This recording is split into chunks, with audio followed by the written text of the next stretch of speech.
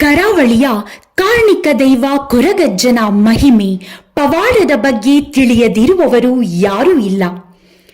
ಹಾಗಿರುವಾಗ ಕೊರಗಜ್ಜ ಯಾರು, ಅವರ ಹಿನ್ನೆಲೆ ಏನು, ಅವರು ಹೇಗೆ ದೈವವಾದರು ಎಂಬುದು ನಿಮಗೆ ತಿಳಿಯಬೇಕಾದರೆ ಈ ವಿಡಿಯೋವನ್ನು ತಪ್ಪದೇ ನೋಡಿ. ಕರಾವಳಿಯ ಭಾಗದಲ್ಲಿ ಬತ್ತಿಕೊರಪಲು ಎಂಬ ಒಬ್ಬ ಹುಡುಗಿ. ಅವಳಿಗೆ ಪ್ರಾಯಕ್ಕೆ ಬಂದಾಗ ಮದುವೆಯಾಗುತ್ತದೆ. ಹೀಗೆ ಮದುವೆಯಾದ 3ನೇ ದಿನಕ್ಕೆ ಬತ್ತಿಕೊರಪಲು ಮುಟ್ಟಾಗಿ ಬಿಡುತ್ತಾಳೆ. 4ನೇ ದಿನಕ್ಕೆ ಶುದ್ಧ ನೀರಿನ ಸ್ನಾನ ಮಾಡಿದ ನಂತರ ಮೈರೆಕೊಪ್ಪಕ್ಕೆ ಬಂದ ಕೊರಪಲು ಭೂಮಿಗೆ ಬೆನ್ನು ಕೊಟ್ಟು ಮೇಲಕ್ಕೆ ಹೊಟ್ಟೆ ನೀಡಿ ಮಲಗುತ್ತಾಳೆ. ಆಗ ಅವಳಿಗೆ ತನ್ನಿಂತಾನೇ ಹೊಟ್ಟೆಯಲ್ಲಿ ನೀರು ನಿಂತು ಗರ್ಭವತಿಯಾಗಿ ಬಿಡುತ್ತಾಳೆ. ಹೀಗೆ ಗರ್ಭವತಿಯಾಗಿ ಹಡೆದ ಮಗುವೆ ಕೊರಗಜ್ಜ. ಹುಟ್ಟಿದಾಗ ಇಟ್ಟಂತಹ ಹೆಸರು ಕೊರಗುಲ್ಲತ್ತನಿಯ. ಅಮ್ಮನ ಲಾಲನೆ ಪಾಲನೆ ಸಿಗುವ ಕಾಲದಲ್ಲೇ ಕೊರಗುಲ್ಲತ್ತನಿಯನ ಅಮ್ಮ ಕೊರಪಲು ತೀರಿಕೊಳ್ಳುತ್ತಾಳೆ. 7 ಕೊಪ್ಪಕ್ಕೆ ಮಾರಿ ಬಂದು ಕೊರಗರೆಲ್ಲ ಅಳಿದು ಹೋದ ನಂತರ ಕೊರಗುಲ್ಲತನಿಯ ಒಬ್ಬನೇ ಉಳಿದು ಬಿಡುತ್ತಾನೆ. ಹೀಗಾಗಿ ಉಳಿದುಕೊಳ್ಳಲು ಯಾವ ಕೊಪ್ಪವೂ ಇರದಾಗ ಕೊರಗುಲ್ಲತನಿಯ ದೇಶಾಂತರ ಹೋಗುವ ನಿರ್ಧಾರ ಮಾಡುತ್ತಾನೆ. ಹೀಗೆ ಮುಂದೆ ಸಾಗುವಾಗ ಬೈರಕ್ಕ ಬೈದೆದಿ ಎಂಬ ಹೆಂಗಸು ಎದುರಾಗುತ್ತಾಳೆ. ಹಾಗೆ ಆಕೆಗೆ ಕೊರಗತನಿಯ ತನ್ನ ವಿಷಯಗಳನ್ನೆಲ್ಲ ಸವಿವರವಾಗಿ ತಿಳಿಸಿ ಹೇಳುತ್ತಾನೆ. ತನ್ನ ಬರಿಯು ಸೋಮದನ್ನ ಬರಿ, ಪನ್ನಗ ಎಣ್ಸೂರ ಮೂಲ ಎಂಬುದ ವಿಷಯವನ್ನೂ ತಿಳಿಸಿ ಹೇಳುತ್ತಾನೆ.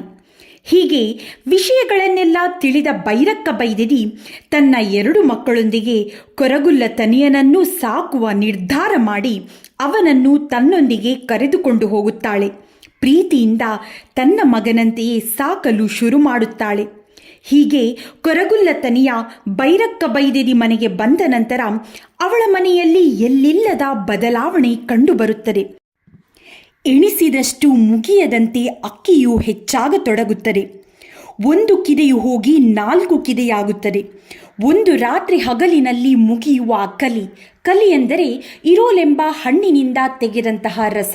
ಹೀಗೆ ಇದು 7 ದಿನಗಳವರೆಗೂ ಮುಗಿಯದಷ್ಟಾಗುತ್ತದೆ. ಬೈರಕ್ಕ ಬೈದೆದಿಗೆ ಆಶ್ಚರ್ಯವಾಗತೊಡಗುತ್ತದೆ. ಇದೆಂತಹ ವಿಸ್ಮಯ ಎಂದು ಒಂದು ತಿಳಿಯದವಳಾಗುತ್ತಾಳೆ. ಹೆದರಿದ ಬೈರಕ್ಕ ಬೈದೆದಿ ಕದ್ರಕಾಂತು ಮಂಜುನಾಥ ದೇವರಿಗೆ ಹಾಗೂ ಪಿಲಿಭೂತ ಮಾಡಪತಿ ಮೈಸಂದಾಯ ದೈವಕ್ಕೆ ನೇಮ ಕೊಡುವೆನೆಂದು ಹರಕೆ ಕಟ್ಟಲು ಮುಂದಾಗುತ್ತಾಳೆ. ಆಗ ಕೊರಗುಲ್ಲತನಿಯ ಅಮ್ಮ, ಕಲಿ ಮುಗಿಯುತ್ತಿಲ್ಲವೆಂದು ದೇವರಿಗೆ ಹರಕೆ ಕಟ್ಟಬೇಡ. ನಾನಂದು ನಿನಗೆ ಕೊಟ್ಟಂತಹ ತೆರಿಯ ಎಂದರೆ ಕಲಿ ಇರುವ ಪಾತ್ರೆಯ ಕೆಳಭಾಗದಲ್ಲಿ ಇಡುವಂತಹ ಒಂದು ವಸ್ತು. ಅದನ್ನು ಆ ಪಾತ್ರೆಯ ಅಡಿಭಾಗದಿಂದ ತೆಗೆದುಬಿಡಿ. ಆಗ ಎಲ್ಲವೂ ಮೊದಲಿನಂತಾಗುತ್ತದೆ ಎಂದು ಹೇಳುತ್ತಾನೆ. ಹೀಗೆ ಸಮಯ ಕಳೆದು ಹೋಗುತ್ತಾ ಇರುತ್ತದೆ. ಫ್ರೆಂಡ್ಸ್, ಇನ್ನಷ್ಟು ಹೆಚ್ಚಿನ ವಿಷಯವನ್ನು ನಾವು ತಪ್ಪದೆ ಮುಂದಿನ ವಿಡಿಯೋದಲ್ಲಿ ಖಂಡಿತವಾಗಿಯೂ ಅಪ್ಲೋಡ್ ಮಾಡ್ತೇವೆ. ನಿಮಗೆ ಇದರ ಮುಂದಿನ ಭಾಗ ಬೇಕಾಗಿದ್ದರೆ ತಪ್ಪದೆ ನಮಗೆ ಕಮೆಂಟ್ ಮೂಲಕ ತಿಳಿಸಿ.